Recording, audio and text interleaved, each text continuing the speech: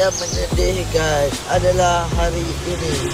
Tak ada apa pun saja, gurau. Good sleep ah. Tak selesa. Tak selesa. Tak selesa.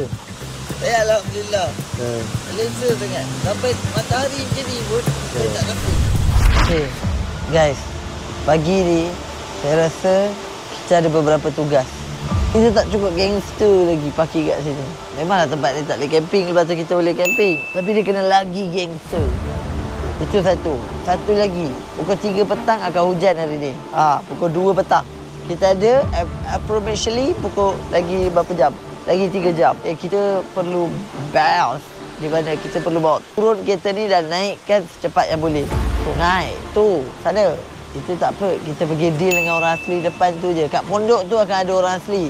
Bawa turun kereta dalam 1 jam boleh ke? Lepas tu naikkan balik. Dengan adik pula. Adik, awak pergi kedai, beli makanan-makanan. Nescafe, air kelapa. Tak, air kelapa kalau ada lah. Saya tak rasa ada kat sini. 100+.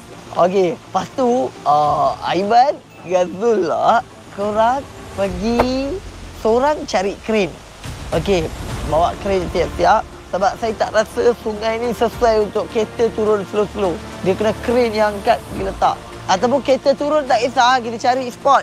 Cuma sekarang ni kren. Sebab kita nak macam parking kereta kat dalam sungai. Bau best.